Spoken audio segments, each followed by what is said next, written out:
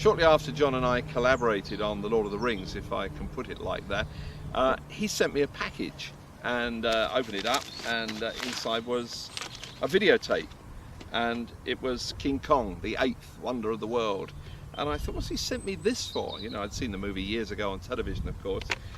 When I opened it up to put it in the machine, there was a post-it, rather grubby post-it, stuck on the tape. And it just said, "Is this too big for radio?"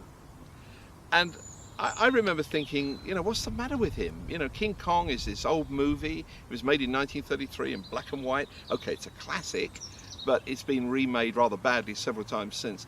Nobody's ever going to want to do anything with King Kong. You certainly can't do it on radio. Who's going to believe in a giant ape fighting biplanes on the top of the Empire State Building when you can't see anything? And it's just old hat, it's passé. But of course now I just wonder to myself, you know, I wonder, did I just miss out on something that would have been really big in my career?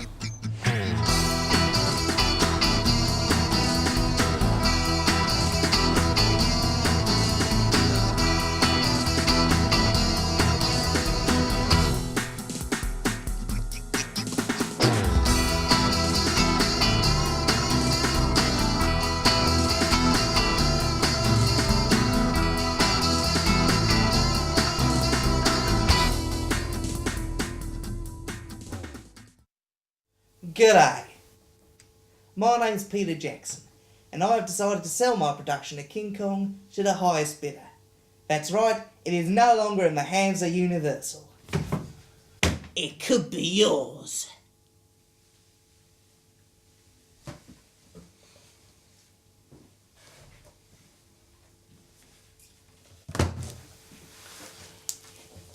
That was awful. Well, I'm trying. It sounded nothing like Peter Jackson. It sounded just like it did on the website. Do the practice line. G'day, my name's Peter Jackson, and welcome to the Lord of the Rings.net. Beyond the glitz of Hollywood lies a different breed of filmmaker, more used to using guerrilla tactics to mount productions and working with a studio. Guerrilla filmmaking has become the only viable way for many, in particular young or unestablished filmmakers, to see their creative dreams realised. These hardcore independent artists are taking the film industry in a radically new direction that threatens to destroy the current studio system. It seemed to me that independent filmmaking was nothing of the sort. They had been pigeonholed, and instead of fighting back, they had embraced it. And ultimately, now, that's all they can do.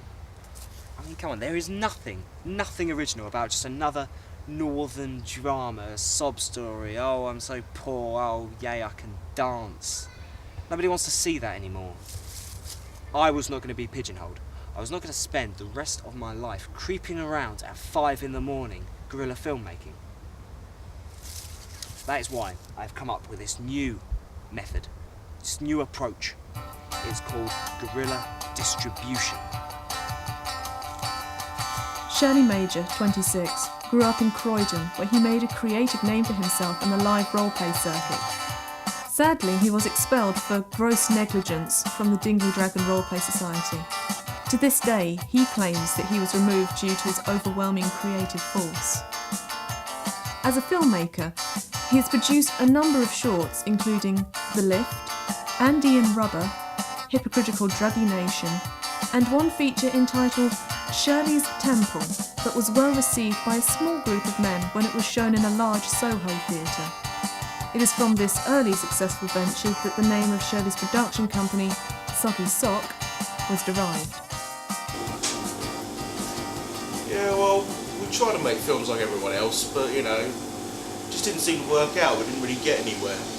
It was Shirley that pointed out that we'd probably be better off, you know, moving into doing guerrilla distribution, so we thought we'd give that a try instead. I mean, it should be, you know, more rewarding in the end.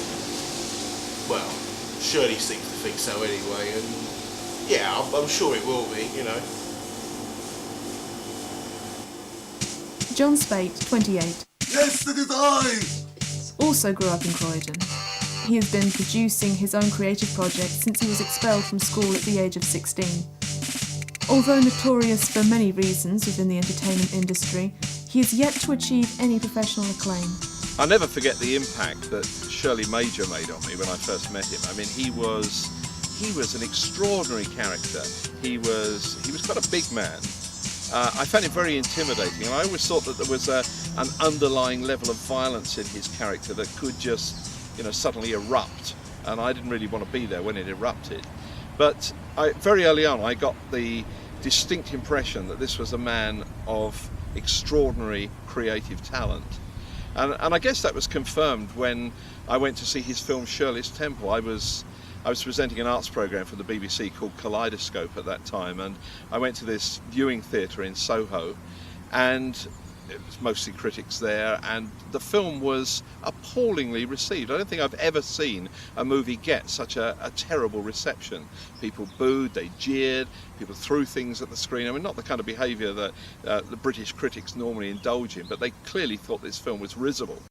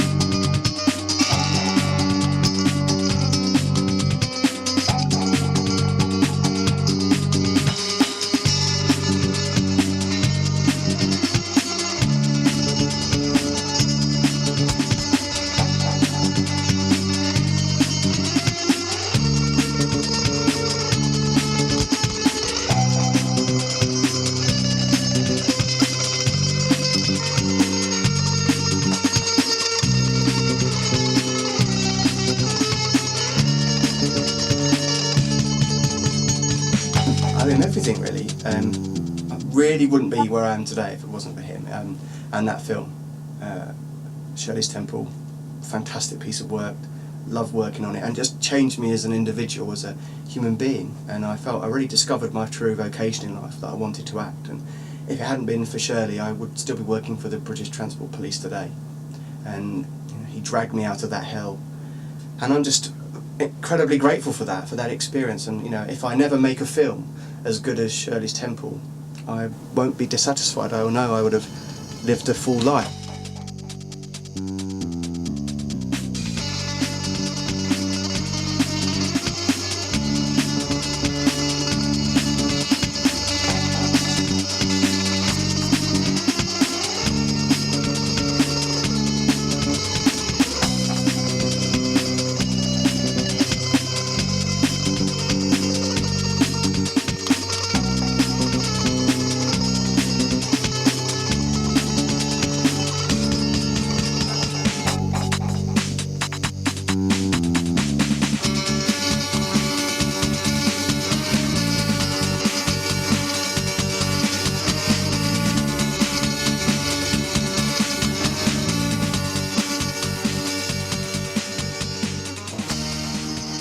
Most of the people left either straight away or during the course of I think it was about 3.5 hours that the film ran.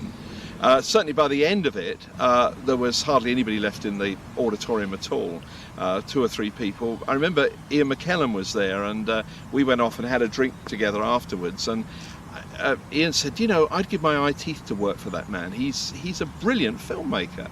And I agreed, I had to agree. I said, well, I cannot understand the reception it got. To me, it was a masterpiece. It was nothing short of that. And I remember saying to Ian, I said, people talk about how Orson Welles burst onto the scene with his first film, and everybody says what a great movie it was and how it showed the brilliance of Orson Welles as a filmmaker. And I said, what we've just seen tonight, without any doubt at all, this man is the new Orson Welles, and Shirley's Temple is the new Citizen Kane. Those magic moments I spent on set for well, it was a very special part of my life, not just my career as an actor, but my life. I would go as far to say that, yes. Could you please explain the concept of guerrilla distribution in practical terms?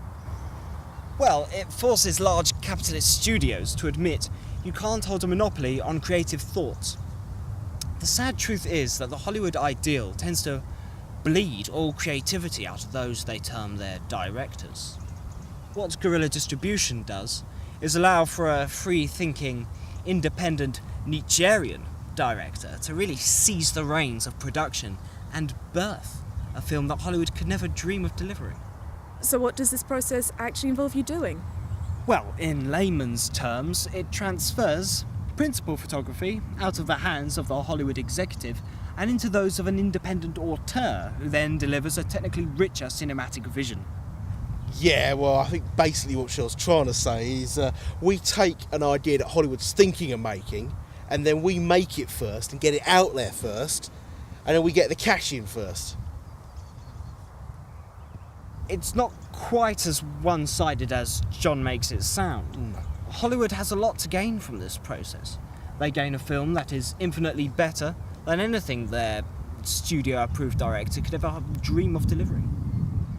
I mean, for example, the film we are currently working on will actually have an endorsement by the original studio-approved director.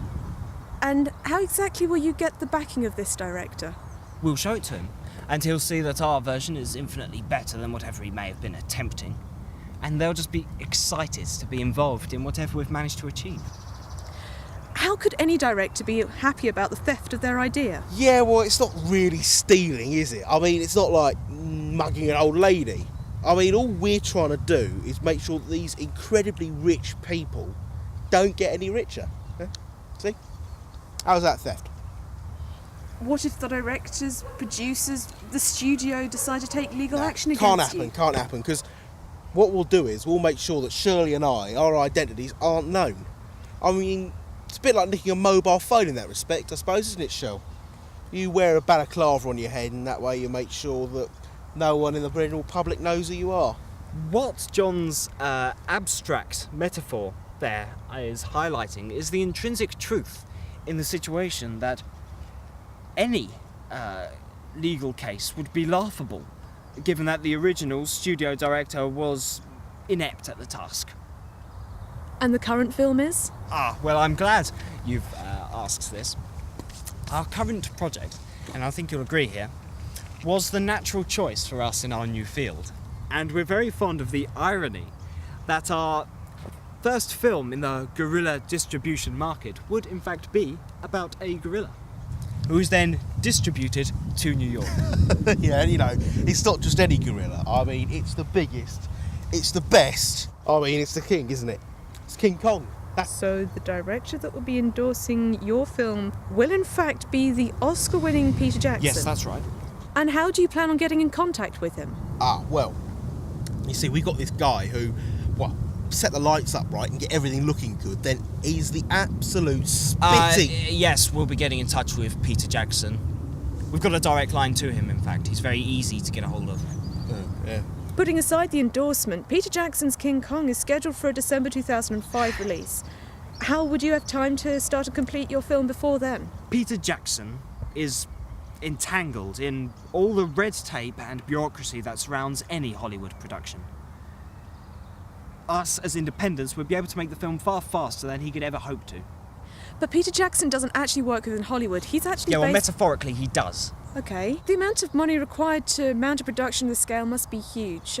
Where will your funding come from? When you're in the film industry, you will know that talking about money is not just dull, it's crass. I think an audience would be interested to know how any film company funds its projects. No, it's boring. But surely you'd like to... It's a bore. I think, oh God. Please, excuse me. I think I better go help John. Thank you. Well, some people think that John and Shirley's manner is intimidating, but I work in Hollywood, and around here they just seem to fit in with everybody else. It was our first meeting that I realized how ambitious the pair were, and how serious they were about getting funding. I mean, they went to all lengths to do that, and even threatened people, but it's difficult for them to be taken seriously, I think, just because of those silly Scottish accents. It's very difficult.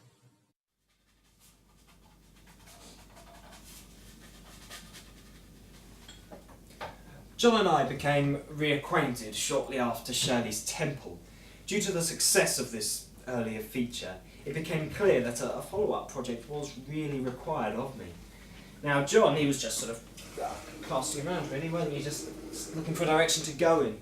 So I thought it best for him that he come work with me. Yeah, I mean, I was really pleased to be working with Shirley again. He's such a talented and creative guy. I remember as kids he borrowed all my World War I action figures. Wanted to stage some sort of play. World War I epic, the Dwarf Patrol. Oh right, in his house, you know. There's loads of mud everywhere apparently. Actually, you've still got my action figures, haven't you? No, John. Oh. Around this time I came into the possession of the bones of a film that I'd had my eye on for some time. Now, the main project had been in stagnation due to it being abandoned by its original director, who really... This director lacked the vision and the creativity and the skills to deliver a full feature in 8mm. Well, I mean, having said that, a lot of the scenes we got were, you know, they were pretty good. The action stuff in particular. Oh, yes, but lots of self-indulgent scenes, really, though, weren't they? I mean, yeah, the graveyard bits. It was just pointless action for the sake of it, which it needed a lot of work done to the overall story to tie it all together.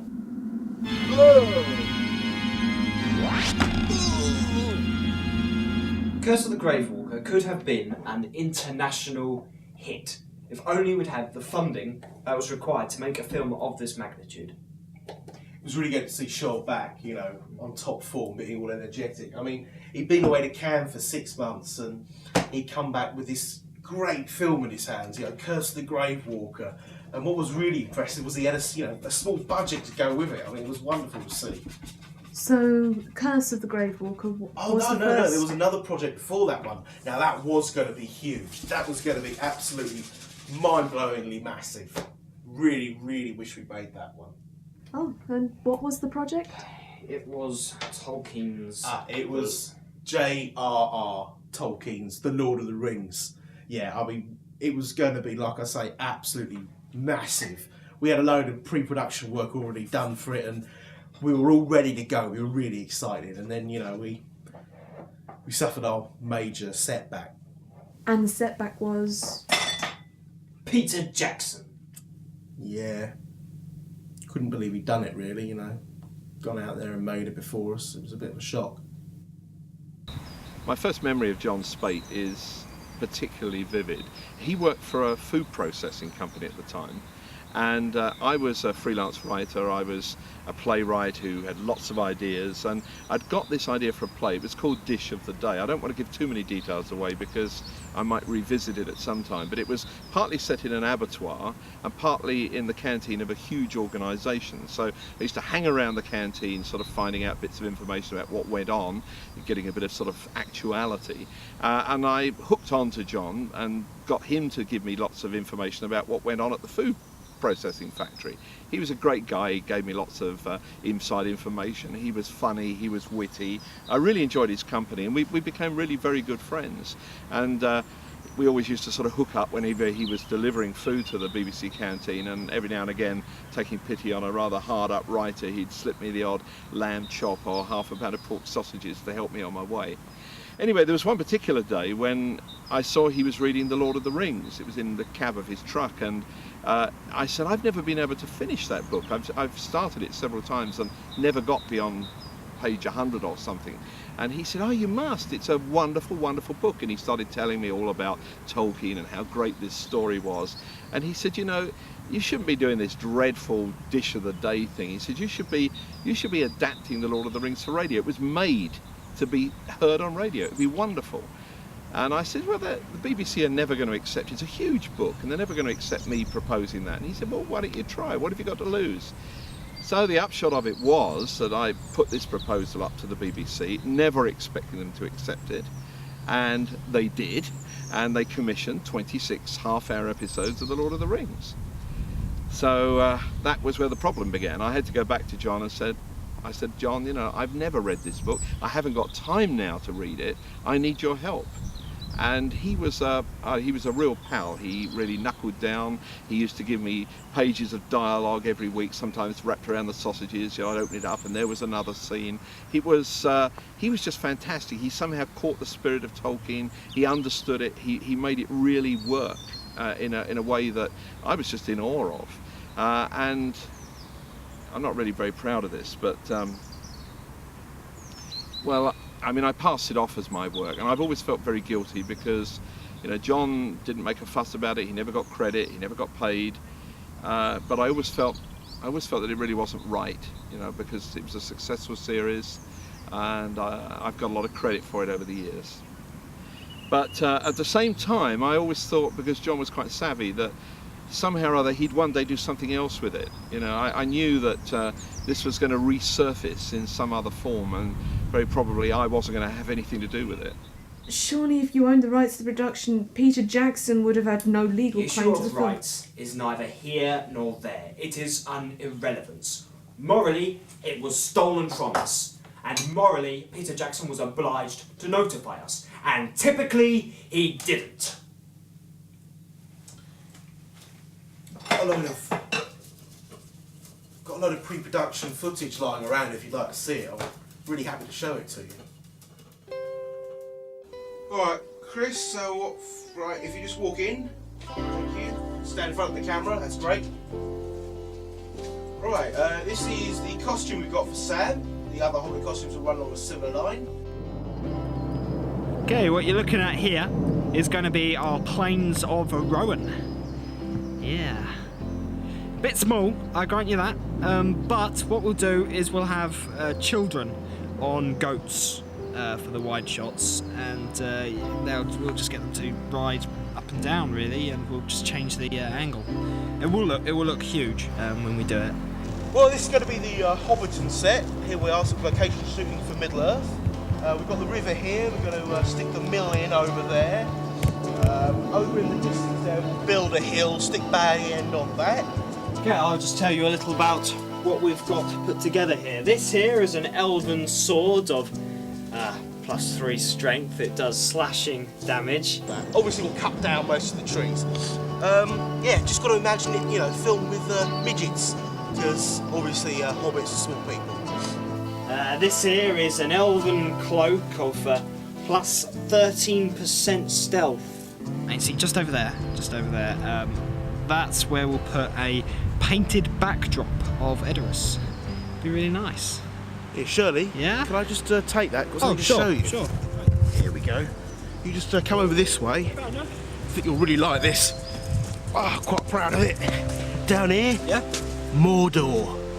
For the glowing sword, I think what we'll do is strap a firework to it. I thought we were going to do that for Gandalf's staff. Oh yeah. Yeah, and on the plus side, it's not too far from Rowan. Yeah. I mean, it's all in short distance. We don't have to lug the equipment. Well, I'll tell you what. In the edit, we'll go back and we'll give it a nice glow effect, very much like what they did in Star Wars. Yeah, if we reference Star Wars to the fans, I'll tell you, the fans will love it if we make Frodo's sword just like the lightsabers. They'll love it. What about his glasses? This is sort of a vague idea, you know, it's going to look this sort of grotty when it comes to the scouring of the Shire. A bit of the film we feel very strongly has to stay in, you know, it's got those sort of a microcosm for the rest of the film. Yeah, I mean, you wouldn't leave that out, would you? No one would do Course. that, Shirley, no one would do that. Yeah, well, we'll have to keep them on. Okay, well, we'll hang a couple of leaves from the side and they can be elven glasses. Alright. Yeah? Sounds good? Yeah. Over here would be Barad-dûr. Yeah, we'll just like stick a tower thing there and like a golf ball at the top painted red. That'd be really good, that. It would look great. Right, if you want to come with us this way, then we'll show you what we think is the loveliest part of the English countryside. Just up here is a sort of haven, a green spot really that we really like, and we're hoping to put our Rivendell set. Shirley, where's all the trees gone? The trees, Shirley. Where's all the trees gone? Some buggers cut down our trees! No! Well, you do it?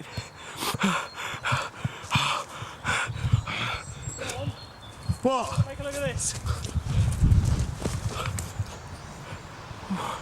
Hang on. What's that?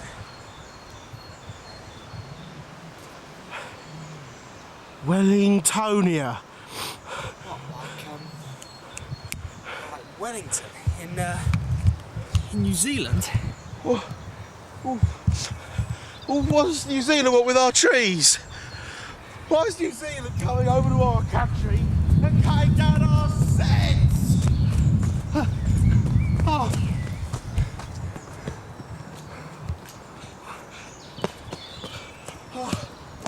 Oh.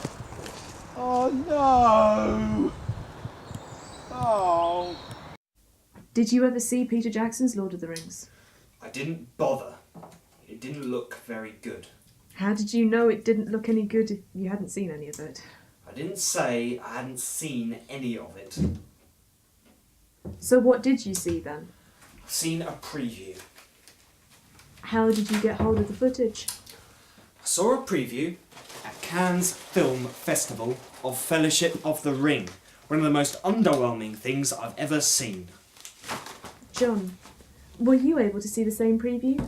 No. I didn't make it to Cannes that year. I was going to go with Shirley, but he pointed out at the last minute that I don't speak French, so would have been a lot of point really. Did you get to see the film on general release? Oh yeah, I definitely saw it then. I mean, it was magical really. I mean, everything that I thought would work on screen, they put up there. I mean, it was extraordinary. I mean, nobody tosses a dwarf. Word for word, it's almost exactly what Okay, I think we've pushed this as far as it's going to go. I mean, you've clearly upset him.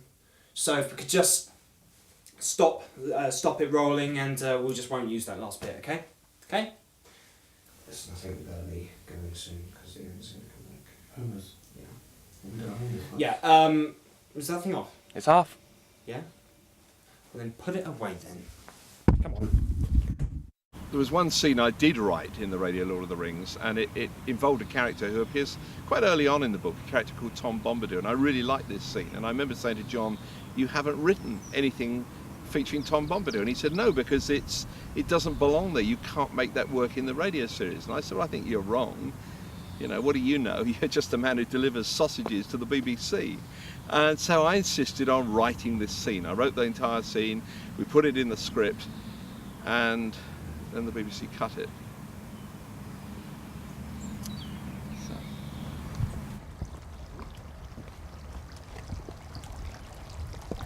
Hello and welcome to Skull Island. Or, if you're not in the film industry, Martin's Heron. Now, a lot of high-level filmmaking goes on in this area. Just down the road, a bit of Harry Potter was filmed, so we're very pleased to be in this location at this time. I have to ask, what made you choose here as a suitable location? Well, we thought it would give the whole film a grander cinematic scale to it. Obviously, when preparing for a shot, certain key areas need to be dealt with, the sound, lighting and camera angles. So could you please explain what John's doing? Yes, that is rebirthing method acting, something which John has been pioneering. Basically, the character is isolated from his normal environment and then reborn, so he may create a new character and leave all old personal traits behind. Chris, our actor, is having his environment made hostile, so he may be reborn as a very fierce character, as you can hear. Would you like to come inside? You can set up for an interview or something while we're working out here. I mean, we can't have you getting in the way.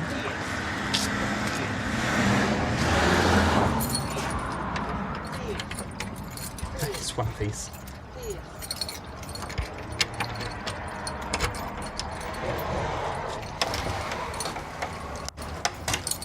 Here you go.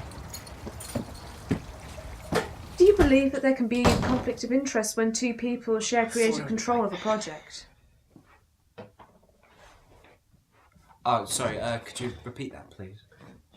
Do you think there could be a conflict of interest between the two of you? No, I don't see that as being much of a problem. I think we both have a clear idea of what our roles actually are. And what do you see your respective roles as being in this company? Well, for myself, writer, director, someone both on set and off it to oversee the whole process, with, of course, complete creative control.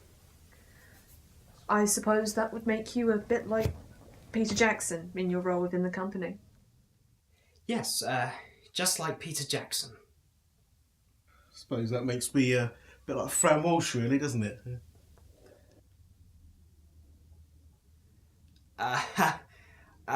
But you're not really like Fran Walsh, though, are you? Yeah, well, I mean, obviously I'm physically nothing like her, but in terms of how we work on set, our relationship's very similar to that. No, but not even in that context. You're just not like Fran Walsh. Yeah, well, I understand that, creatively I'm not Fran Walsh. Could you But just stop talking about Fran Walsh? So, John, how do you see yourself within the company? well, I suppose in much the same way that Shirley sees himself, Head honcho, man with a plan and all that. You don't seem to have clearly defined what your roles are. Well, I'll direct, obviously. What? I'll direct. What about creative vision? It's not a question of vision, John. It's about experience when it comes to the role of the director. Experience? What's experience got to do with it? It's got everything to do with it, John. Well, we wrote this thing together. We said we direct it together. Right, we've spoken about this. You can't direct together. Of course you could direct together. It's going to be a mess. Who ever John. said that you couldn't direct together? It's going to be a mess. Right, It's not going to be a mess. It's going to be absolutely fantastic. Right, okay. Get that back. No, You John. don't turn that camera off. Just You stop stay this. where you are, Stop Shirley. this You're going right to talk now. to me about Stop this. this. You're going to tell me. I think we've managed to come to a compromise. We're going to co-direct. Shirley, do you want something for your eye? Co-direct. Piss off.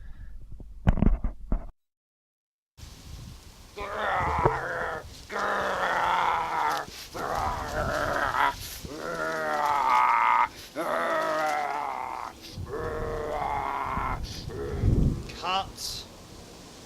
What's he doing? Thought I was directing this. John, we're co-directing. We're co-directors. Right, okay. What's the problem? Well, why is he holding a banana? Well, monkeys like bananas. But it's too bloody big. Well, where's his head then? Go get rid of it. Get rid of it. What do you expect me Eat to do? it. Eat it. Eat it. Eat it. Eat it.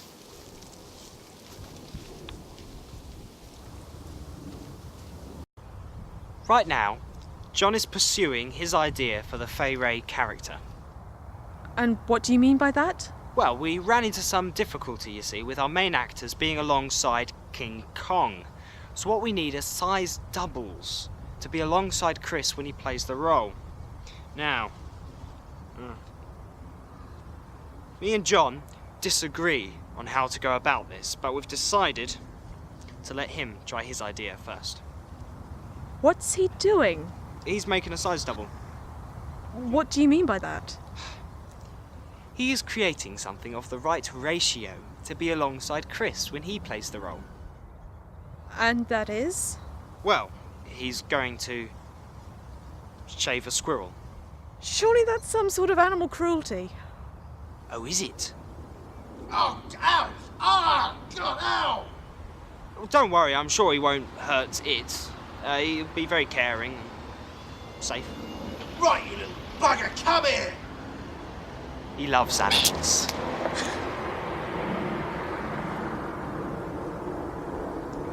Can we cut, please?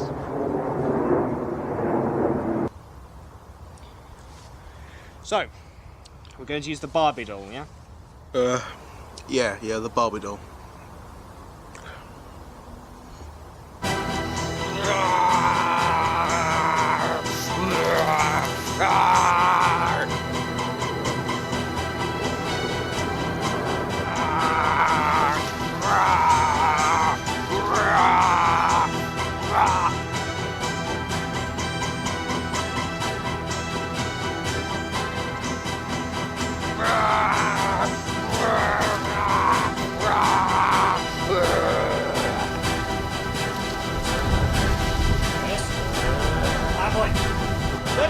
Stop it!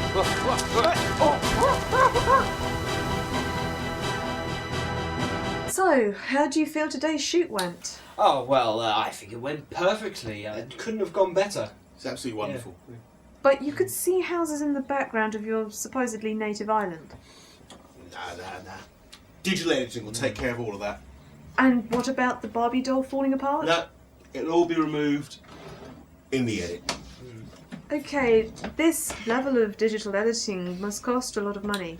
As we said before, the issue of funding is not a relevant topic open to discussion. Will you be able to achieve the high level of digital editing required with this one machine? No, this machine has never let me down. I edited Shirley's temple on it, and quite frankly, that looked gorgeous.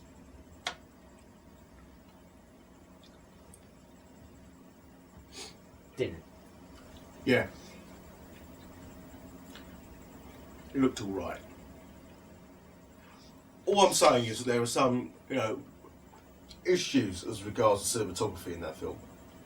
I mean, it's very clear that from an actor's point of view, you were working at a disadvantage. Where did you learn that word? What? Cinematography. Well, Been reading magazines again, haven't I? I told you, John, they don't know anything. They just make it up. Hold out your finger. Hold out your finger. ah! Ah!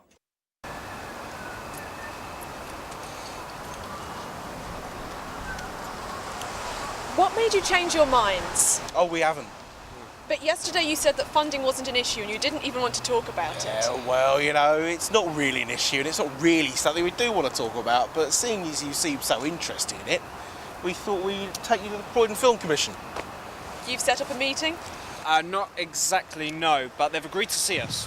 In fact, I think they'll be seeing us very soon, so we better be moving. So, Thank Okay. you.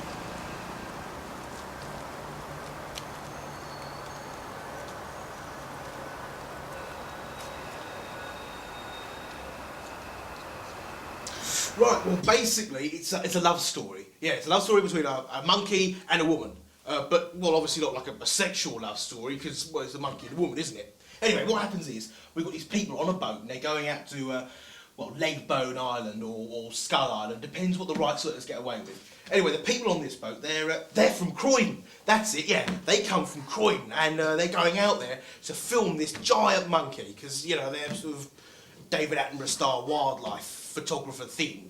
Anyway, they get out there, and when they get out there, there's this great scene, with like natives dancing around in grass skirts, things flapping about all over the place, and it's wild and sort of crazy, but not kinky or sexual, because this is a family show, and that's not what we're about. Anyway, they decide not to just film the monkey, they want to capture it. So these people get the monkey, they put it on the boat, and they take it back with them, and obviously it comes back to Croydon, because that's where they're from. Anyway, once it gets to Croydon, it gets hooked on drugs. That's it, yeah. It becomes basically an average Croydon tale. It's grotty and dirty and nasty, but not too grotty and dirty and nasty, obviously, because like I said, it's a family show. It's not what we're about. Anyway, the monkey gets AIDS. That's right, gets AIDS. He gets it not through kinky sexual ways, but because he's sharing needles and, toilet paper. He's wiping with other people and stuff. It's not very nice, but it's true. Anyway, well, from here on in, the film's basically a comedy, It sort of tells a tale of being an AIDS-ridden junkie monkey living down and out in Croydon. Towards the end of the film, obviously, you have the monkey rediscover its love of women. Not that it ever lost it, of course. And he grabs a 14-year-old girl, climbs up the top of the Nestle building, where FBI agents working for Nestle shoot the monkey down, it dies, and it's one big anti-capitalist statement. It's absolutely fantastic. And there's a great scene of the whole thing where there's this massive fight between Donkey Kong and this dinosaur. But it's nothing kinky or sexual, obviously. It's just a fight. Have you got a script? Not as such, no. But we're going to improvise the whole thing, thus capturing raw emotion which cannot be contained on a page. Yeah, it's nothing kinky or sexual. Yes, thank you. You know that, John. Yeah, I just wanted them to make sure they didn't get... What about a treatment for the film? Well, no, nothing sexual. Well, let's make it easier. Do you have a cast? Oh yes, yes, we have a cast all ready, raring to go. Very eager. And where are you getting these authentic natives from? There's a website which we're going to order them from. Yeah. So, if you could write the checkout to Shirley Major, that would be very No. much appreciated. I don't think so. I don't think we're going to be able to help you. Well, no vision. No vision at all. But you know what they say in the business? Onwards and upwards. Onwards and upwards. Yes!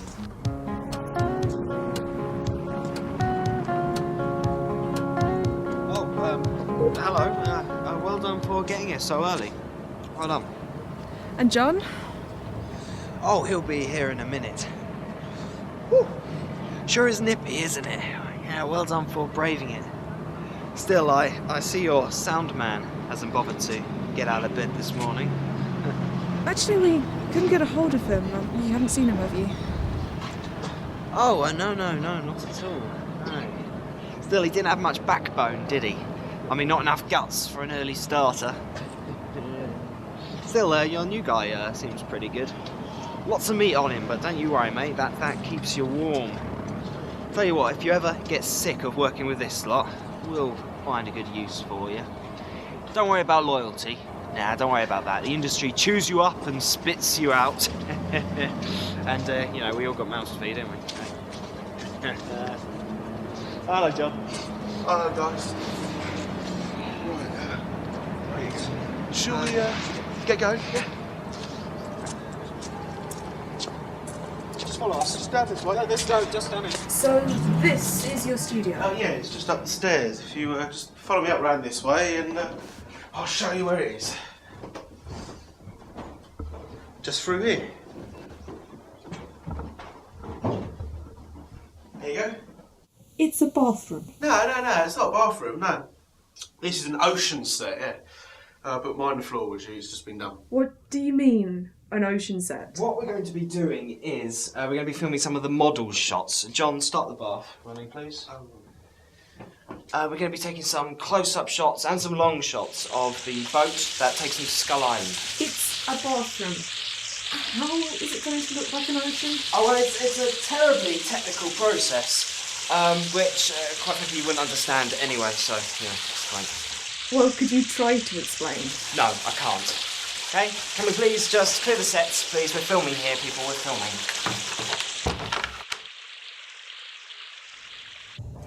John, now that we've seen your home, we were wondering if you live alone or if you have a partner. Partner? What do you mean by partner? They mean, do you have a girlfriend, John? Oh, yeah. Alice. Yeah, that's her name. Does she have no part to play in your professional life? No, she does. It's just that she's very camera shy. She doesn't like appearing in front of the camera. And, well, when I went into movie making, she decided, along with me, of course, that I would be the public image and she'd be the private image. So she does a lot of behind the scenes work. Gives us a private life, you know. That's why I'm sitting here talking to you now, and she's down Tesco's. Sounds rather reminiscent of Fran Walsh in that respect. That's where she is. No. let's just put a stop to that now, shall we? She's nothing like Fran Walsh at all, really, in any respect. Well, yeah, she's got the same hair as Fran. Same hair? Fran has the cascading locks of Venus. Not the rancid rat tail slapped on your old bit's head. Venus? Yeah. She's on Mars. Shirley, what about you? Do you have a partner at the moment? Well, yes, there is a certain someone on the horizon, but I think we'll just leave it at that for now. Found your sound man yet?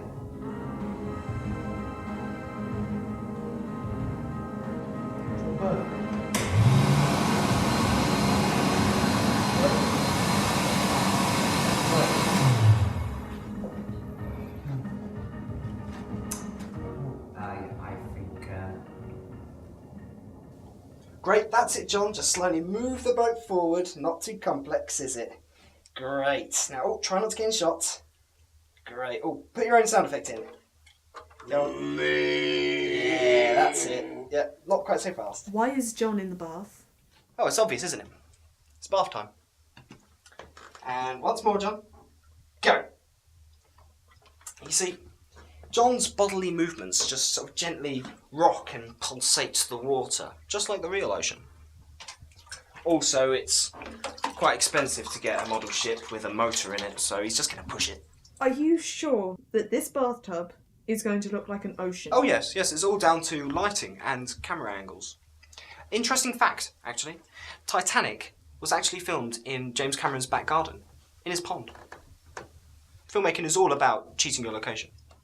But surely the lighting in here is completely wrong. You can see his legs under the boat, there's shadows everywhere, and these lights are fluorescent. We're the filmmakers here. You are fly-on-the-wall documentary. That's not difficult, is it? That's what people do if they have no talent and they can't get jobs anywhere else. I don't think you should be telling us what to do. John, get splashing. I've done some lighting. Yeah? I've done some lighting and this isn't going to work. Listen, mate. You're just a sound man. That's about as technically challenging as flipping burgers. You're a sound man, so keep quiet.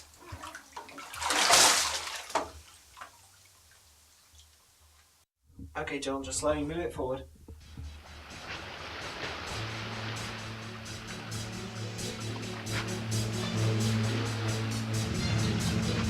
Now!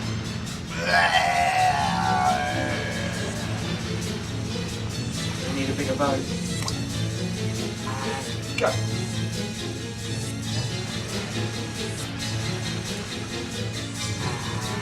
Now! As you see that? So we're fighting.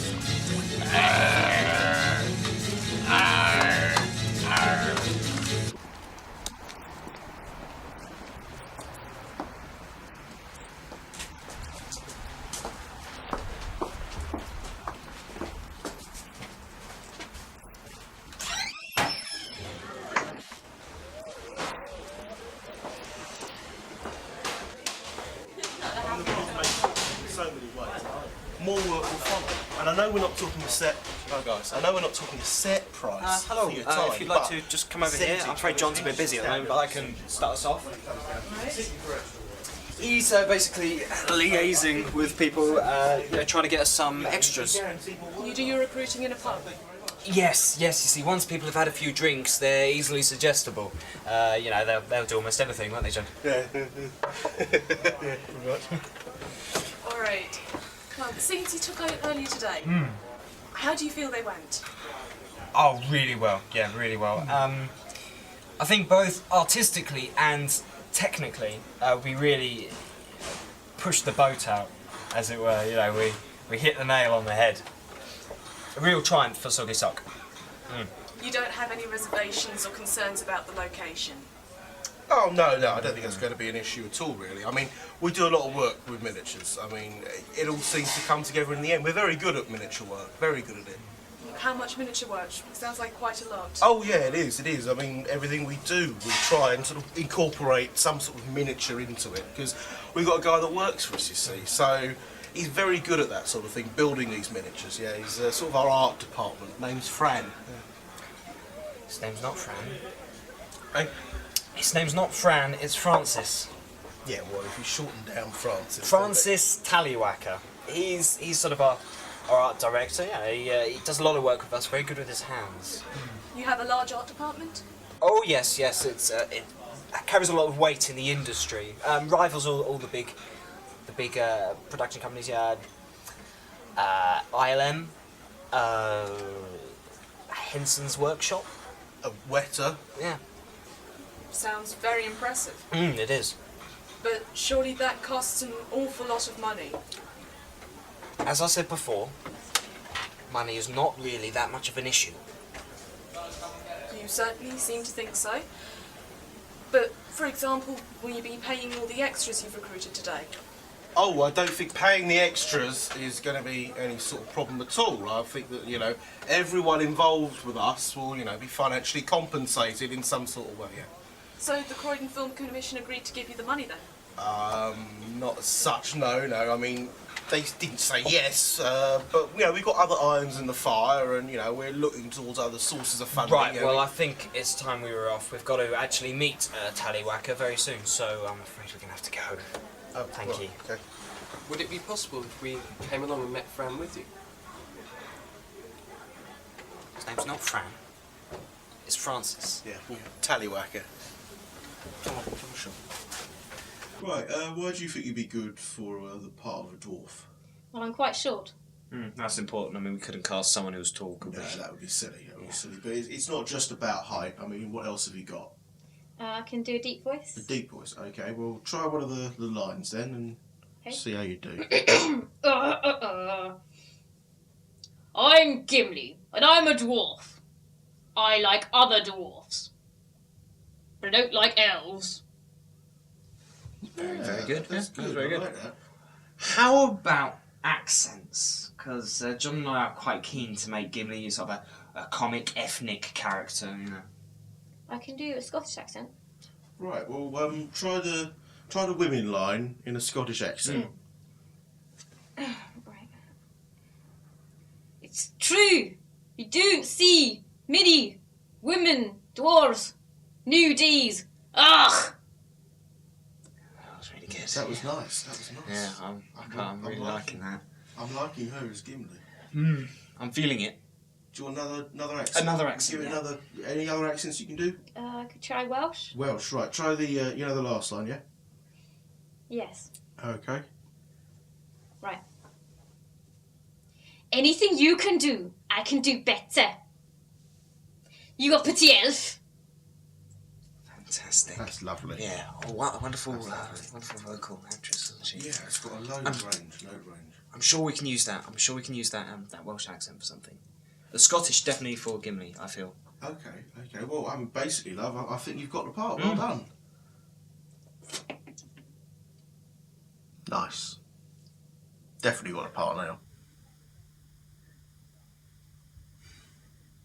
Okay, Robin. Here's your chance. Don't mess it up. Robin Rennie, reading for the part of Denethor. I think it's going to be really good. Good luck, mate.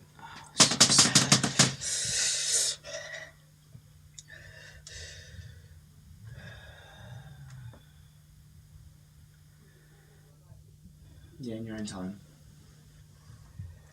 God, it's depressing being the steward.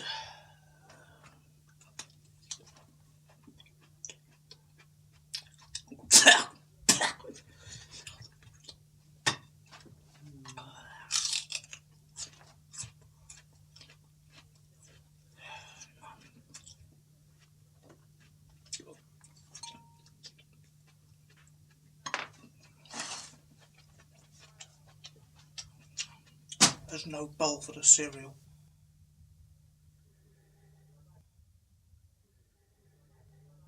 Eat the sausage. You're going to have to improvise, Robin. What if this was on set?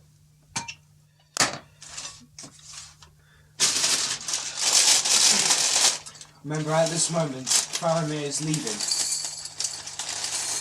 Sod off, Faramir!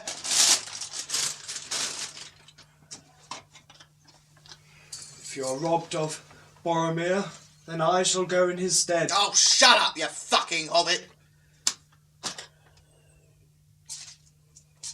Well, I think he's got it, actually. He's not bad, yeah. That was quite good. I mean, I was a bit worried about the eating at first. But it actually kind of works. Yeah, I agree. Well done, mate. I think you got the part. Well done, Ron. Oh, can you do a belch?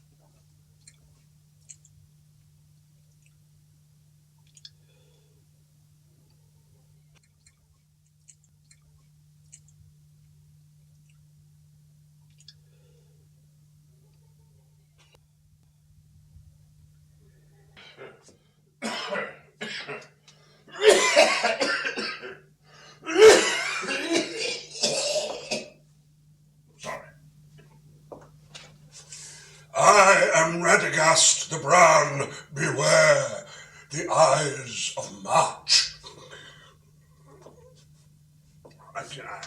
I'm much rather, if I could audition for the part of Gandalf the Grey. No. Or the White. No, Ian. I've been growing the eyebrows and everything, and it's not really about eyebrows, Ian, it's about acting. So John and I feel that the part of Radagast the Brown is much more your mark. He's got much subtler eyebrows anyway, and your eyebrows are very subtle, Ian. Thank you. Yes. Well, the line, it doesn't make any sense to me. I mean, what did it say? The eyes of March? Or did it say the eyes of March? Or does it say eyes that march? To be honest, Ian, it's not really relevant. I mean, the part's probably going to be cut anyway, that line in particular. I see. Listen, if you really have that much of a problem with the part, then how about we get you to read this one. John and I are adamant that the part of Tom Bombadil stays in this picture. We think he's very important. So if you could just read from here, why don't you try that, eh?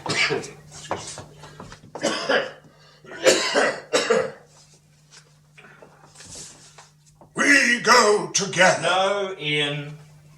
Sing it. We go together like bombada-bombada-bombada-dee-yo. Together forever like barum-barum-barum-barum. Check. No, Ian, it's not working, is it? We'll have to get someone else to do the duet with Treebeard. I'd really like to try for the part of Gandalf. So would all who live to see such auditions. That is not for them to decide. All you have to decide, Ian, is what to do with the parts we've given you.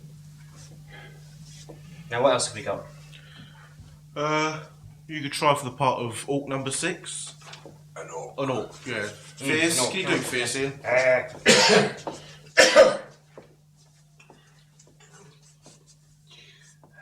It's not really fierce, it's more like a... Getting there. No. Right, okay, let's try something else. A warg.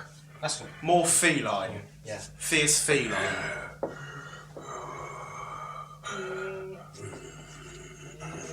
No. The Wingies lost it. Troll. Do we have a troll? No. I think Washtail's doing that. No. Look, we've got someone to do the troll. Yeah. Ent, that's the one. Tree, tree. blossom. Sort of leaves. You want me to be a tree? Yes, please. Yes, sort of. But I mean, surely you did it when you trained. Yeah. Come on. Wait. Nice swaying. I like the swaying. Yeah, that's not bad. What sort of tree do you feel you are? I mean, you must know what tree you are. A big tree. A big tree, right. So, well, I don't think this is going to work out with that one. A fig tree. Fig tree. That's interesting. Yes. What else? Greeks found figs very funny. I don't think that's a good idea. How about, got it. Go with an Oliphant. You got the face for it. Oh, yes, brilliant.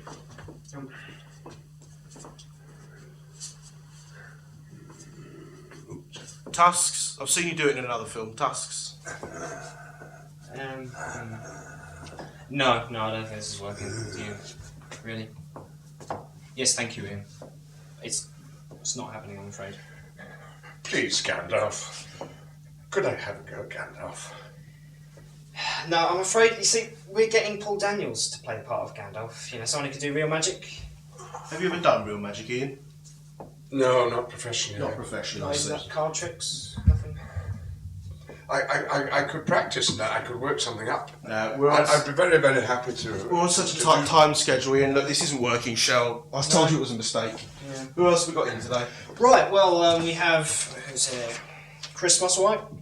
Who else? What's Rob for? Denethor, I think. Denethor, it's not a bad idea. Who else? Sean Bean. Oh, he's awfully good, Sean Bean. I know Sean. He's awfully good. He's still here. Doesn't matter who you know, Ian. Thank you very much indeed.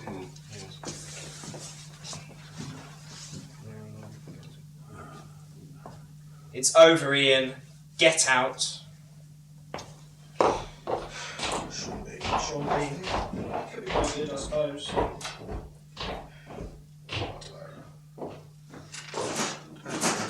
Close the door behind you.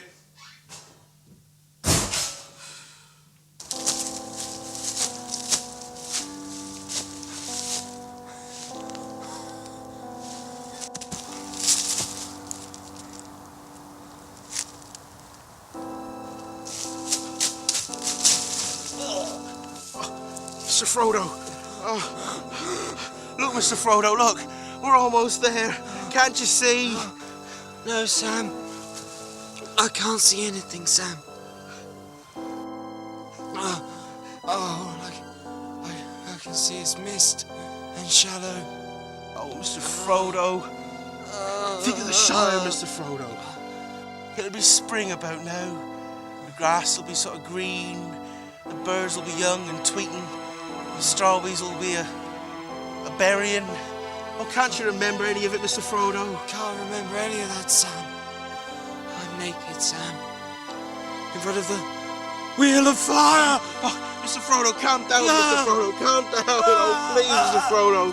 I know, let's play a game, Mr. Frodo. Let's play a game. I spy, Mr. Frodo, with my little eye, something beginning with G. G, Sam. Let me see. Giant flaming eye! Oh, Mr. Frodo, no, calm down, Mr. Frodo, no. It's grass, Mr. Frodo, it was grass. For lack of, there's no round here but rocks. Oh, I spy with my little eye, Mr. Frodo, something beginning with R. Yes, Mr. Frodo. Yeah, Mr. Frodo. Red flaming eye! Oh, Mr. Frodo, calm down, Mr. Frodo.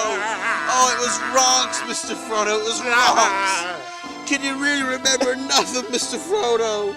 No, Sam. I can't remember the feel of grass, the taste of water, the feel of wind in my face, Rosie Cotton farting. What? Oh, she was a right goer, Sam. What do you mean, Mr. Frodo? Oh, come on, Sam, don't tell me you never had her. No, Mr. Frodo, I haven't. Oh, it's the only thing that's kept me going all this way. The thought of getting back to Hobbiton and having another Green Dragon gangbang. What do you mean, Mr. Frodo? Oh, we're all there, Sam. Me, Merry, Pippin, Gandalf with his glowing staff. Mr. Frodo, no! Even Fatty Bolger had a go. Oh, Mr. Frodo! It's that ring round your neck. Oh, she was sometimes round my neck, Sam. Right! I may not be able to carry that ring, but I can chuck you in. Ah! Oh, God, my leg!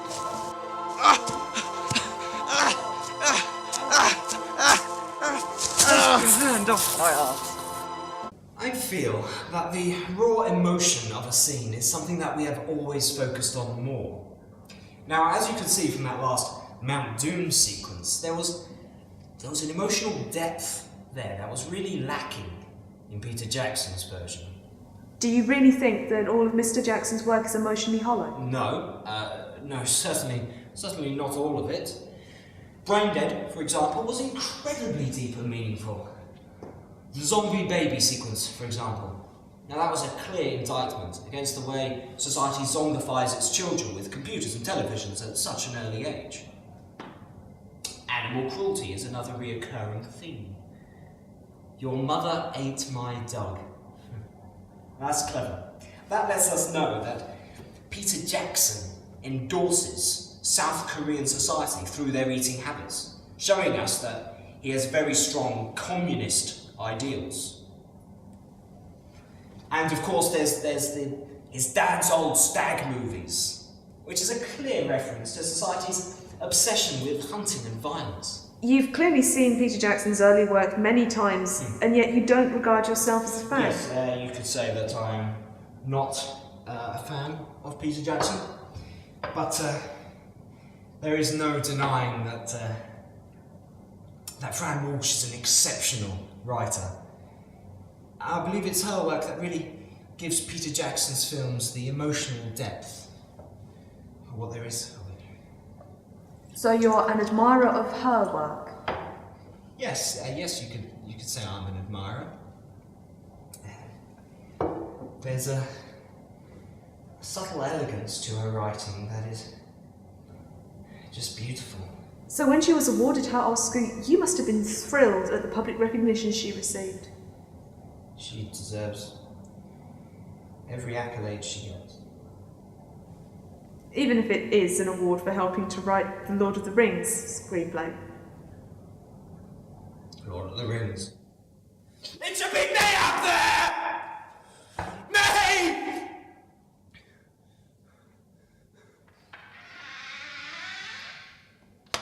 Sorry guys, sorry we're a bit late, so I've got some food for us. Yeah, Shel, do you want to sit down, got a kebab? Got a kebab, Shel? Have a sit down, eh? That's great, yeah. Hope we didn't miss much. I was never really that comfortable in Shirley Major's company, to be honest, but you know, he was a great friend of John's and they were always together and they were great mates, and John used to come to parties that I used to throw. We had a place up at Notting Hill Gate at the time, and folk used to come round, drop in. There were artists, writers, poets, cineasts, and they'd have a few drinks and share a few substances, and it was all very cool and laid back. And there was one particular occasion when there was this young writer. She was over from New Zealand, particularly stunning, very attractive person. I don't really want to be any more specific about it than that. But Shirley Major really hooked onto her. He thought that she was terrific. They immediately glommed together, and I'm told that they were pretty much in each other's company thereafter for, you know, quite some time. And then I heard that they'd broken up and she'd gone back to New Zealand. And I didn't really know whether there was any particular import to this, but there was an occasion when I was in a pub in London and I saw Shirley on the other side of the bar, and I could see that he'd been drinking too much. I didn't really want to make eye contact or have anything to do with him, but he spotted me and he just screamed across the bar. I remember everybody just sort of stopped dead in their tracks, and he bellowed across the bar and he said, "You introduced me to that woman, you introduced me, and she stole it from me." And he just stormed out of the pub, door slammed. Everybody looked at me, and I didn't know at the time what the hell was going on. I'm still not entirely sure now, but I do know that around that time that Shirley and John, though I didn't have very much contact with them, that they went through some pretty difficult days and pretty dark times. Peter Jackson became a household name in the 1980s with his debut Bad Taste, which received critical acclaim. His recent blockbuster Lord of the Rings received a cult following and made him one of the most sought-after directors in Hollywood. Therefore, connections between this man and such characters as Shirley and John seemed unfeasible. However, eyewitness accounts from those who had worked with Peter Jackson suggested that there may be more going on here than meets the eye. Yeah, something odd happened in those days. I remember that I was puppeteering Robert. I was down the hall, and suddenly he turned around and said to me, "Ramon, hang on a minute. I have to tell you something. Before you shoot this scene, I need to do something." And I was down the hall, so I wasn't sure what he was doing. But I asked the camera guys what was the story, and apparently he was making a phone call to the UK. So something rather odd, really. And then he came back and he says, "Now do this and that and that." So I'm not really sure what happened. I never forget the last time that I saw Shirley Major. It was in Cannes, at the Cannes Film Festival 2001. And I was just coming out of the Olympia Theatre, where they'd been previewing the very first footage from Peter Jackson's The Lord of the Rings to great acclaim. I mean, everybody in the theatre were just stunned by it. And there were a mass of people outside. There were TV cameras, people filming, people getting people's reactions. But there was something else going on just beyond this crowd. There was this sort of disturbance. And I looked across, and there was Shirley Major. He was being restrained by a couple of gendarmes. He was clearly drunk, though it was still the middle of the morning. He was dishevelled. He was shouting and carrying on in a most alarming way. And he caught my eye and he said, "That was it! That was it! That was my script!" And then they dragged him away. They got him in a police car and they took him off.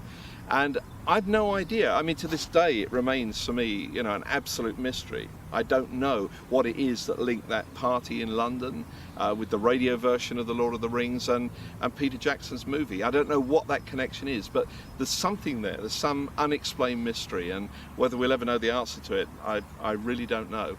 So, I saw Shirley's Temple, wonderful film. In London some years ago. So I was absolutely thrilled and a little bit nervous when Shirley asked to meet me with his associate John and talk about their latest project, and it was a fun meeting. Oh yes, very forthright. And sadly, shortly after our meeting, I found myself working with a hairy-footed Kiwi down in New Zealand, actually on the very same project that Shirley and John had been intending to do. And to my dying day, I think that if I had only played Gandalf for Shirley and John, the Oscar would have been mine. Not that I approve of prizes, not for acting.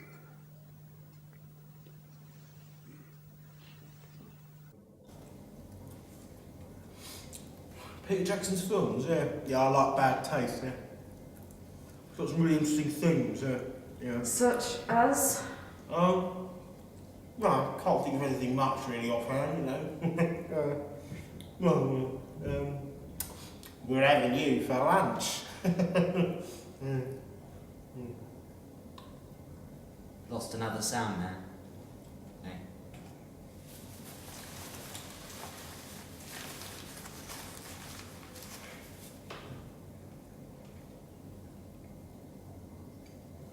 Shirley, excuse me, Shirley. Could you please take us through the processes you went through getting permission for using this location? Not so much a process as an action. Do you think you could expand on that statement a little? Okay. Well, while we distance ourselves completely from guerrilla filmmakers, some of their approaches are advantageous when dealing with the legality and litigious nature of external shoots. John, for God's sake, keep the tripod hidden. Yeah, of course, that's what I'm doing. I'm going to gaffer tape these leaves to it. Good, well, be quick. Does that mean you haven't got permission to be filming here, or that you've dealt with the legal issues surrounding this location? No, I'm sorry, we don't have time for this, okay? We've got a shoot to do, it's very difficult. Can we just back up, please? Back up, okay? Their creative visions are amazing. I mean, it's like taking banana and taking milk and adding them together. Who thought that would actually work? But John brings the bananas, Shirley produces the milk, and together they froth it up and just make this amazing concoction, and that's how their filmmaking works. Separate, they're okay, but add them together and you've got an inventive and refreshing product.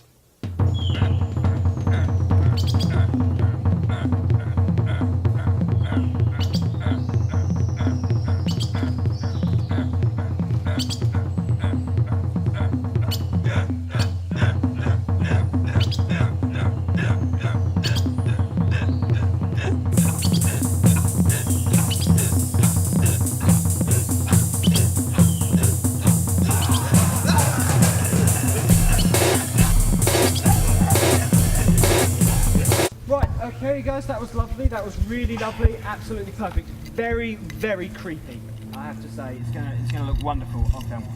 Right, now if you could just move back a little, we're gonna take some wide shots. So we're gonna go all the way back there and zoom in, and it's gonna be a lovely, huge shot. Well, I could take the camera if you like. You better watch it, mate. You're the third sound man they've had. We're just putting it away, so it's nice and safe, nothing happens to it. Right, okay. Back a bit more. Sorry, I need you right the way back. Back a bit more. A bit more. About there. And... Go, go, go, go, go, go, go! Oh.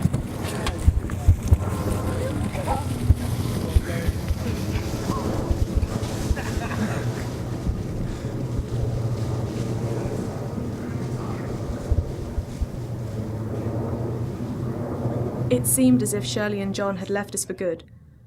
After this point, they never again contacted us directly. All usual methods of communication seemed to have been severed. There were, however, a lot of unanswered questions, and we felt that it was important to at least try and get back in touch with them. Robin Rennie was traced to a run-down house near a disused London waterway. He couldn't provide us with a precise location for Shirley and John, but did supply us with an address for Francis Tallywacker. Well, this is the place. Let's see if there's anyone inside. Oh, you caught me! Caught you doing what? You just caught me. Mr. Tallywacker. That's me. We're working on a documentary about Guerilla Film Distribution. We've been working closely with Socky Sock Production. I know them, yes, I work for them. You do? That's wonderful. We're wondering if you could help us to get in contact with them again. We've been having some difficulty tracking them down. Oh, yes, come inside, come inside.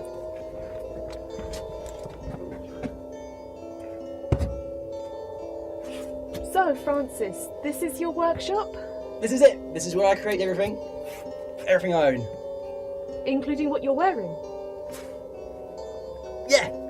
Isn't it cool? Isn't that rather impractical in the workshop? No, it's wonderful. It's very liberating. Art is about expressing yourself. Fashion is no different. Quite. So, yes. John and Shirley. How can we get in contact with them? Before, look at this. So what actually is that? This is a horn. It's a really big horn. It's fantastic. Look, you can stick it here, you can stick it here, you can stick it here. So, Francis, did you happen to do any work with the two of them on their version of Lord of the Rings? Lord of the Rings, yes. I did some designs for them. Look, I'll show you. Treebeard. I thought Treebeard was supposed to be a friendly character. He is. Sort of, well, maybe not. This is the evil version of Treebeard. I thought it might come in handy if you need it. A lot of friendly versions of it. So it actually was the last time that you saw John and Shirley? Well, what was it now? Friday was latex being delivered, Thursday was the rubber. and Wednesday I was at the salon being plucked. Oh, wings! Wings! They're nice, aren't they? And what are they for, the wings? Flying. You can stick it here, you can stick it there. Anywhere you like. Fantastic. And what film is that for? Film. So when was the last time you were in contact with John and Shirley? Last time I saw them, they wanted to make this. And what is that? What do you mean what it is? It's the Empire State Building. And you made that yourself? Yes. No, well, Flora helped. Flora, could you come out, please? Yes, please. Helter Skelter, Meanest Terror. It's going to be red and pink, or any of the colours you want, really. Fantastic idea.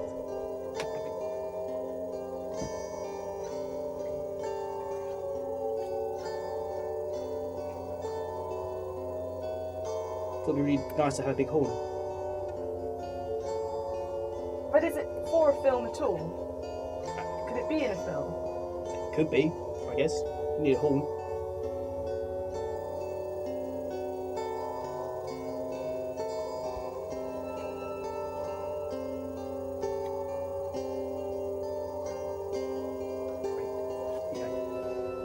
Me and Francis made this.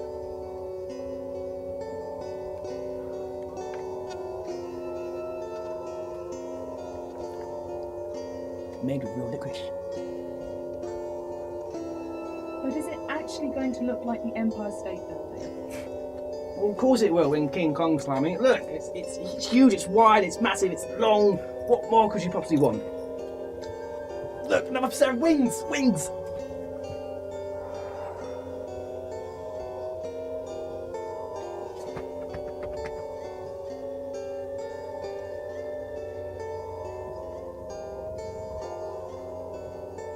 What do you think?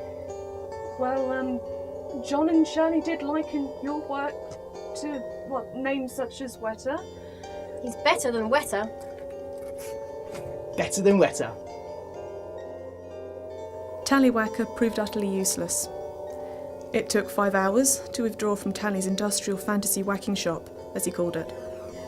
We found ourselves in the position of having to ask Robin Rennie once more where he thought John and Shirley were. He had led us down a blind alley once before, but despite this, we were convinced that he knew more than he was letting on. Obviously distressed at diverging the information, he assured us that Shirley and John would be at a shoot in several weeks' time. John? He was a special child. He needed a lot of attention. You know, he didn't speak for the first 2 years of school. You know, an elective mute. He was kept back in reception, permanently stuck there. Trying to agree on a budget with John and Shirley is like trying to order a regular Happy Meal when all they want to do is get you to supersize it. They want more than you can afford and more than people can stomach. Like an extra milkshake. Now, Shirley Major, he was a boisterous and inventive boy. He was in the same class as John, although 2 years younger, due to John's educational difficulties. It was Shirley who brought John out of his shell and helped him through school. They brought me a complete script once. It was amazing. Picture this. The last 24 hours of the life of Judas Iscariot, told entirely in Latin. I mean, it was sublime. The only problem was that they couldn't let go of being in control of every single detail of the film, including the funding. So, otherwise we might have been able to actually produce the film. One of the most outstanding things they did together, towards the end of that very first year, which I've managed to keep, is to build this. One of the kids' dads was most impressed. I think he was an architect. Shirley and John's close friendship ended halfway through high school when John was expelled. There was an incident with the teacher's car exploding. Curiously enough, it was Shirley who tipped us off about there being a petrol can and matches in John's locker. I am incredibly perplexed because I had absolutely no dealings with John at all. Why he felt the need to blow up my car, my beautiful Saab convertible, I really don't know. I never suspected John of being actually involved in the car bomb, but he never gave us a valid excuse for having the things on school property, and so I expelled him. Still, that poor young lady who was passing by getting caught up in the explosion, murdered by some real arseholes. Now, Shirley Major, that's a different matter. I used to teach him and had very nice legs, that boy. Just after speaking to Robin Rennie, we were contacted by the police, who were investigating the disappearance of 2 of our soundmen. They had learnt that we were filming a documentary about Socky Sock Productions, and we were warned in the strongest possible terms that we should avoid any further contact with the company, as they were under continued police investigation. We decided to ignore the warning in the name of independent journalism. The crew became jittery, and most were replaced at the last minute for what would become our last day shooting.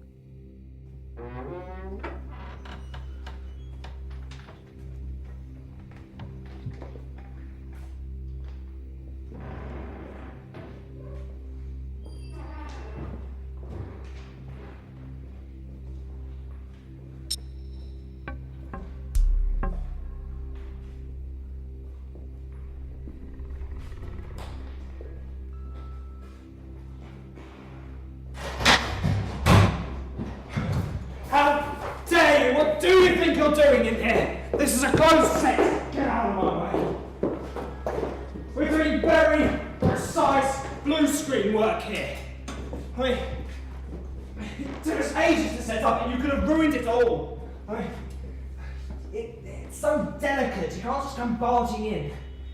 And that's what we're doing. Blue screen work. We're going to superimpose a jungle behind the main action sequence.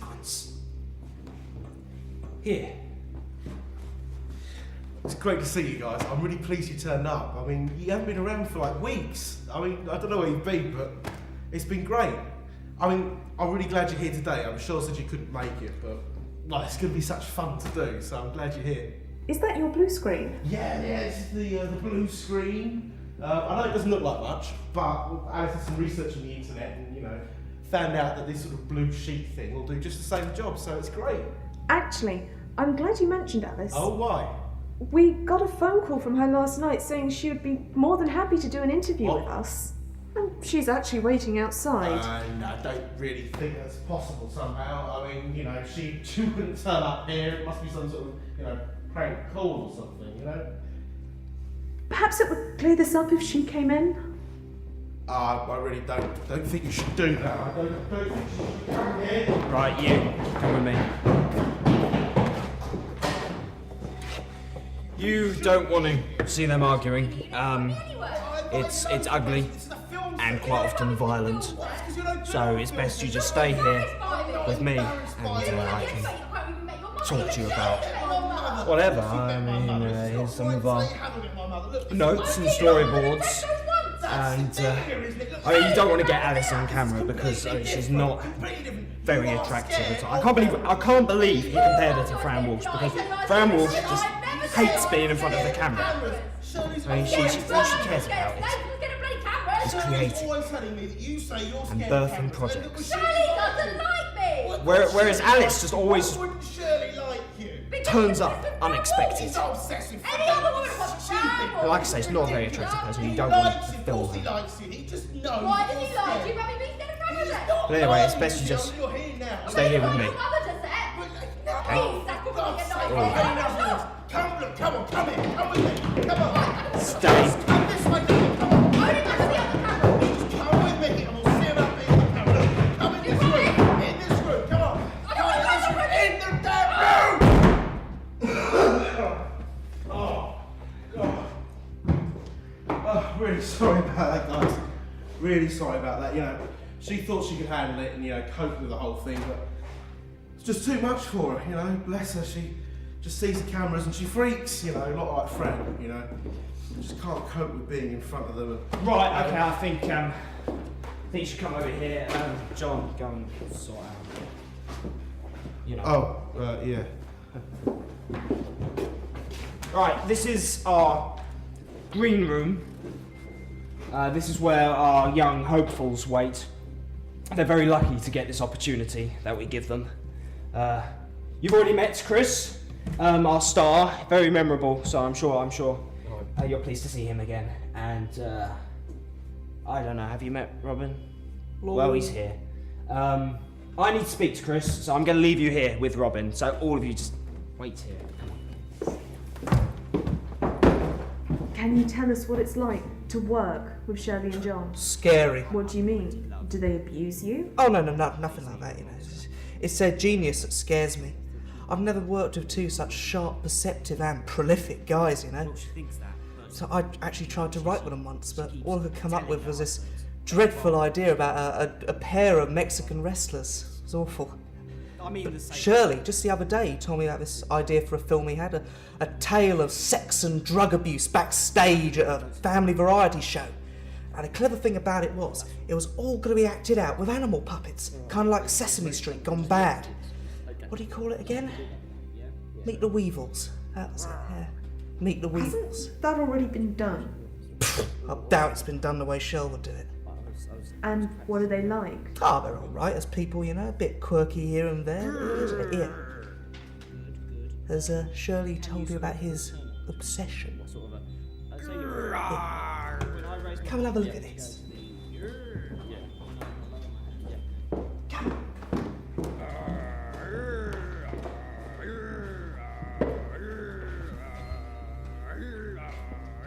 Have a look at that.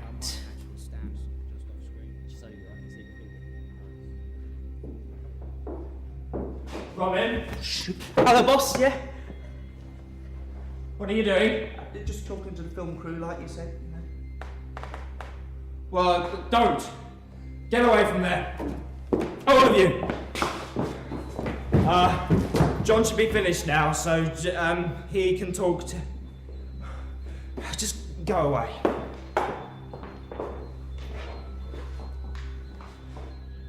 Oh, hi guys. Had a bit of trouble with our camera. Yeah, it's broken. So I've come up with a solution.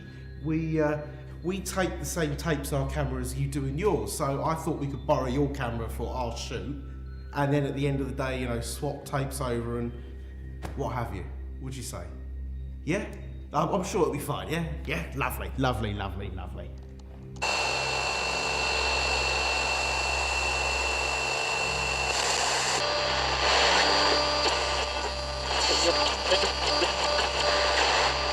Okay, would King Kong please enter stage left? And dinosaur, please enter stage right. And fight! No, come on, hit him! I'll hit him! Shut up, you stupid woman! Shouting in the middle of a take. Alright, cut, there's no point. Terribly convenient at that precise moment. We heard that you have a session with Fran Walsh. He told you that. Well, your dinosaur, actually.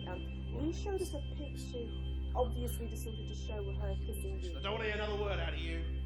Okay. What? And when you're ready, would you please fight? You dirty whore! Yes, that's it. That's what I want to see. Fine, let's go on. Go, get him! Oh, Christ, it's heavier than life.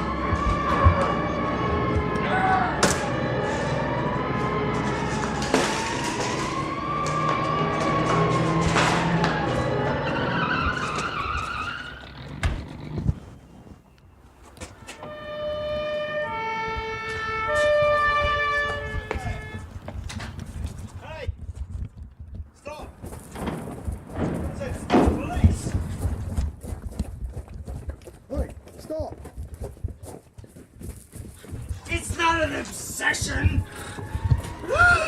It's love! Get away from there. Shut it! Oh, Christ, call an ambulance. John, get the mix gun!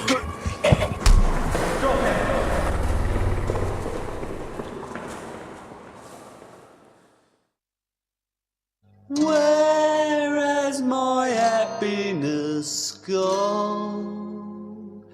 Far away.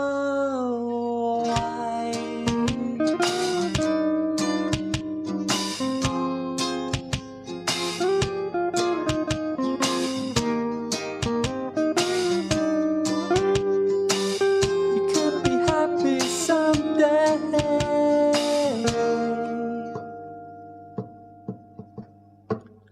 When your bubble's gone pop and your head has two, don't look around for help, 'cause all you'll find is you. And you never had the guts to move. When you haven't done the things that you thought you should, you never cut the mustard or injected a moose. Well, you couldn't make it up, girl. Don't be mad, don't throw it away. You could be happy someday. Don't be sad, don't give it away. You could be happy someday. You realise that death is just a touch away, and all the people that you love are gonna end the same way. And they say, chin up, boy. When all your mates are mad and you find that this is less to do with them and more to do with what you miss, well, I'm running out of energy. Don't be mad, don't throw it away. You could be happy someday. Don't be sad, don't give it away. You could be happy someday. Up and down the ladder we go. The further you climb, the longer the fall. And I can't take this fever anymore.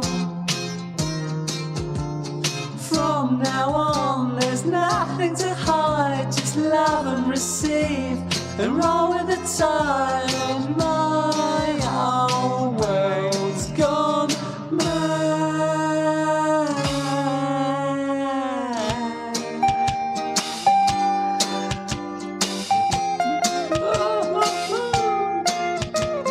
Yes.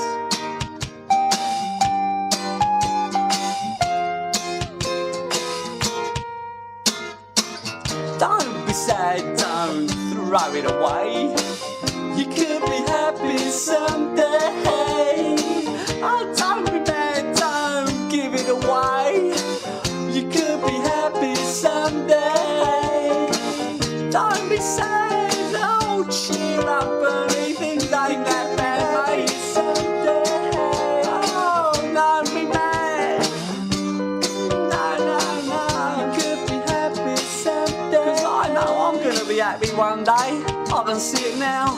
A place in the country, 3 other children, and a woman that likes me. Likes me.